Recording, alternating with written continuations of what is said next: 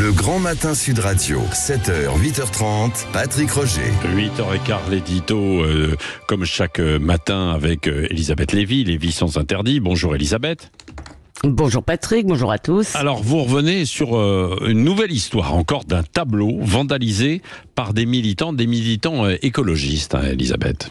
Oui, les talibans détruisent les statues et les écolos attaquent les tableaux. Après la soupe jetée sur la Joconde et sur le printemps de Monet, eh bien, il y a eu cette agression samedi contre les coquelicots, toujours de Monet, qui est accroché à Orsay. Vous savez, il y a une grande rétrospective impressionniste. C'est un des tableaux les plus connus et les plus reproduits du monde, des mugs au t-shirt. Alors, sur la vidéo postée sur X, car ces imbéciles revendiquent leurs exploits, une jeune fille a l'air particulièrement revêche, colle un poster qui représente un paysage de désolation sur les coquelicots qui est heureusement protégé. Elle se colle la main aussi à côté du tableau et elle harangue la foule. Écoutez. Ce tableau cauchemardesque devant nous, c'est ce qui nous attend.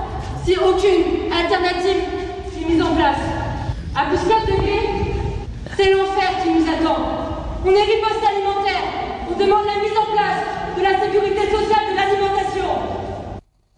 Bon, elle n'est pas tout à fait prête pour jouer Racine, cette jeune fille. Alors Rachida Dati s'énerve sur X aussi et elle annonce qu'elle va demander au garde des Sceaux une politique pénale adaptée à cette nouvelle forme de délinquance. Mais comme le dit Georgia Fribourg, qui est spécialiste de l'art pour causeur, tout ça évoque plutôt un mauvais spectacle de rue. Ça donne presque envie de lui lancer 2 €. Oui, mais ça veut dire qu'il ne faut pas prendre ça au sérieux, Elisabeth ? Si, bien sûr, même si les conséquences sont pour l'instant minimes, puisque après examen par une restauratrice, le Monet a retrouvé sa place comme tous les autres tableaux. Mais un jour, à cause de ces nigauds, on ne verra plus que des reproductions. Je vous l'annonce. Voilà. Et surtout, ce nouvel iconoclasme est vraiment révélateur de la régression de ces militants écolos sous couvert de lutter contre le réchauffement. En fait, ils crachent leur haine de notre civilisation et des merveilles qu'elle a produites, dont ils se fichent complètement. Et bien sûr, ça ne fait pas avancer leur cause, au contraire. Et en plus, cependant, il n'y a pas besoin d'une nouvelle loi, il y a tout ce qu'il faut dans notre code pénal. D'ailleurs, ils sont toujours poursuivis. La fille en question là du musée d'Orsay était en garde à vue en tous les cas samedi. Alors je ne sais pas, j'aimerais bien savoir que la justice leur inflige de vraies sanctions, y compris financières, et surtout qu'ils cessent de bénéficier de l'indulgence énamourée d'une partie de la presse qui s'emploie à parler de dégradation de vitres. Et par exemple, dans son article sur l'affaire d'Orsay, eh bien, Libération a mis comme surtitre ironique « Retouche ». Vous voyez, tout ça pour nous signifier que ce n'est pas très grave. Et bien sûr, on attend que les écolos de ELV condamnent ces opérations, ce qu'ils se gardent bien de faire. Alors en attendant, je vais changer de sujet presque, au mémorial britannique de Vers-sur-Mer, il y a 1400 silhouettes métalliques honorant la mémoire des soldats tombés le D-Day qui ont été plantés sur ce champ. Et le champ est entouré de grands coquelicots tricotés, parce que vous le savez, les coquelicots en Angleterre, c'est un symbole de résistance et de liberté. Ne le laissons pas devenir celui de la sottise humaine, Patrick. Et allez voir l'image.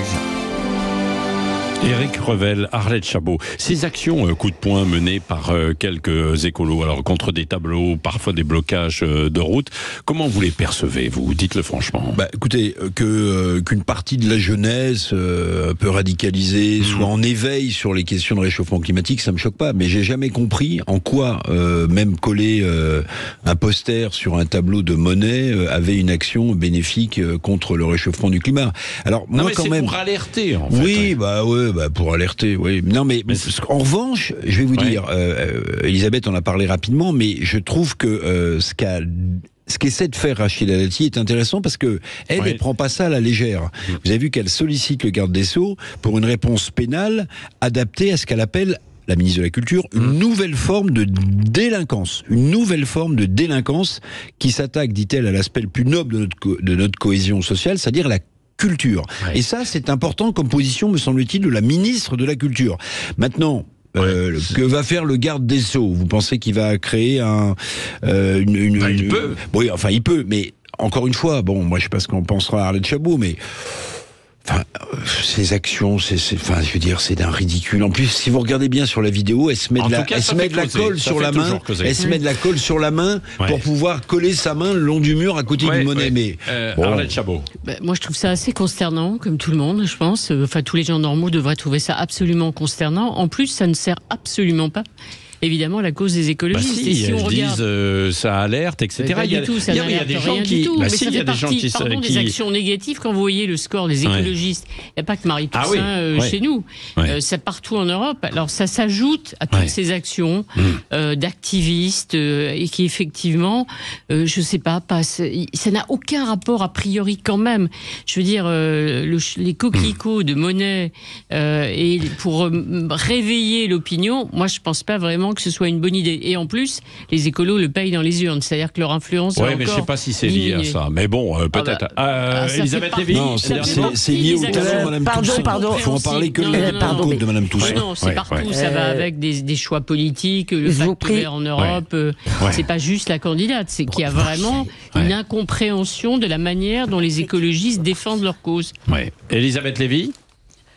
Oui, pardon, très vite. Moi, ce que je crois surtout, si vous voulez, c'est que l'histoire de demander encore un nouveau délit, c'est du flan. C'est toujours la même chose. On n'applique pas les lois. Il y a tout à fait dans le code pénal de quoi le faire. Le garde des Sceaux peut en effet donner des instructions au parquet pour ça, de poursuivre, etc. Mais de nous dire qu'il faut à chaque fois créer des nouvelles lois me semble vraiment de l'ordre de la com. Il faut en faire parler. Ce que je crois, c'est qu'il faut que ce soit jugé maintenant. Là où vous avez tous raison, mais ça met en jeu, au-delà de ces militants extrêmes, le fait que les partis écolos ne s'occupent plus du tout d'écologie. Voilà, allez, c'est votre avis. Je ne sais pas si vous êtes de cet avis de l'autre côté. Vous pouvez nous appeler, réagir 0826 300 300. On continue dans un instant.